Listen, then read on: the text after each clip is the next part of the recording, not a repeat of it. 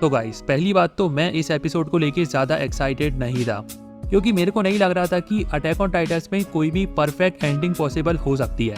मांगा फैंस ने तो इसको ट्रैश डिक्लेयर कर दिया था और रही सही कसर एनीमे स्टूडियो ने निकाल दी थी एनीमे को एक्सटेंड करते करते।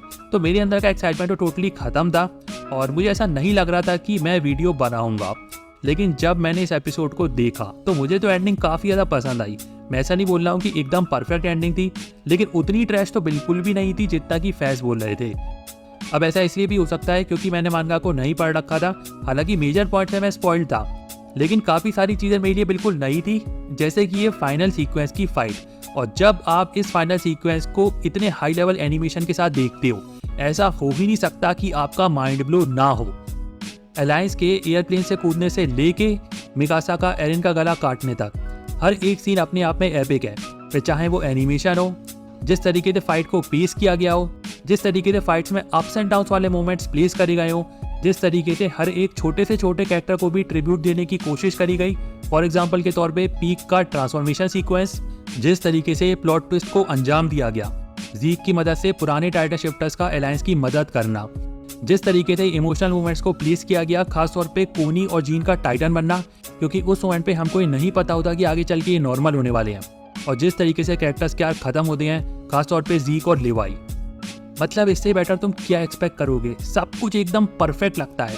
इस यामा के विजन और आइडिया को मेरा सैल्यूट है, लेकिन इसके एग्जीक्यूशन में थोड़ी सी गड़बड़ हुई है, वो मैं बताऊंगा बाद में।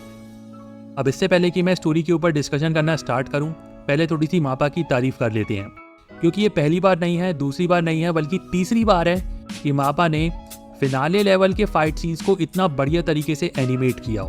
पहली बार जब मार्ले पैडीज पे अटैक करते हैं, दूसरी बार जब येग्रिस्ट और अलायंस के बीच में बैटल शुरू होती है, और तीसरी बार ये वाला सीक्वेंस।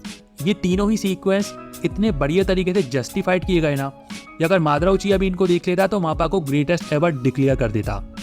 अब अटैक ऑन टाइटन्स की स्टोरी लाइन में जितने भी कैरेक्टर्स हैं, उसमें से मैं नंबर 1 पे रैंक करूंगा ज़ीक को in terms of character development. Imagine करो एक ऐसा कैरेक्टर जो कि लाइफ के प्रति इतना ज़्यादा निगेटिव आउटलुक रखता है कि किसी को भी पैदा ही नहीं होना चाहिए। वहाँ से उसका ऐसा कैरेक्टर डेवलपमेंट होता है कि वो फाइनली लाइफ को वर्थ लिविंग मान लेता है। मतलब ये इस लेवल का कैरेक्टर डेवलपमेंट है जैसा कि शिंजी इकारी का होता है in the end of Neon Genesis Evangelion. अब बहुत सारे फैन ज़ीक और अरमिन के बीच की कन्वर्सेशन को टॉप नो जुत्सु के साथ कंपेयर करेंगे, लेकिन ऐसा बिल्कुल भी नहीं है, क्योंकि यहाँ पे अरमिन ज़ीक को कन्विंस करने की कोशिश नहीं कर रहा, वो बस अपने मन की बात बता रहा है और वो चीज़ ज़ीक के साथ रिलेट हो रही है। इसके अलावा ये बिल्कुल भी मत भूलो कि जब एरिन ने ज़ीक को मेमोरी ट्रेवल करवाया था, उस मोमेंट पे भी ज़ीक को ये पता लग गया था कि ग्रेशियर को इस बात का अफसोस है कि उसने ज़ीक के साथ अच्छा नहीं किया। उसके बाद में ज़ीक खुशी खुशी लेवाई से ऐसा बोल देता है कि आ बेल मुझे मान, मे भी शायद इसलिए भी क्योंकि उसे पता है कि उसके मरने से रमलिंग रुक सकती है। और लेवाई के कैरेक्टर पॉइंट ऑफ व्यू से देखा जाए तो उसके लिए भी एकदम परफेक्ट एंडिंग है, बिकॉज ज़ीक ही वो कैरेक्टर है जिसने कि लेवाई से उसका सब कुछ छीना है। शिगाचिना डिस्ट्रिक्ट में स्काउट को खत्म किया और बचे कुछ स्काउट मेंबर्स को उसने वाइन पिला के टाइटन बनाया। तो दोनों कैरेक्टर्स के लिए एकदम परफेक्ट एंडिंग। इसके अलावा कोनी, जीन, गाबी, फाल्को, पीक और रेनर, इनके लिए भी हैप्पी एंडिंग है, क्योंकि कहीं ना कहीं ये अपनी फैमिली के साथ रीयूनाइट हो जाएंगे।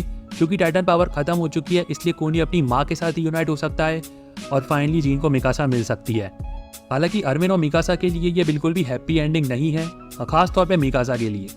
एक तो उसे अपने एकरमैन इंस्टिंक्ट के अगेंस्ट जाना पड़ा, और मुझे ऐसा लगता है कि एकरमैन की भी शायद ये डेस्टिनी है कि जिसको कि उन्हें प्रोटेक्ट करना है। सिचुएशन ऐसी खड़ी हो जाती है कि फिर उन्हें उसी को मारना पड़ता है। तो खैर ये सारे वो पॉइंट्स हैं जो कि मुझे इस एंडिंग में पसंद आए। अब ऐसी बहुत सारी चीज़ें हैं जो कि मुझे पसंद नहीं आई हैं और दूसरे फैंस को भी पसंद नहीं है, उनको मैं कवर करूँगा अगले वीडियो में, और उसके बाद मैं तीसरे वीडियो में ये बताऊँगा कि कैसे ये एंडिंग एकदम परफेक्ट हो सकती थी। So guys, thank you very much for watching and see you again next time.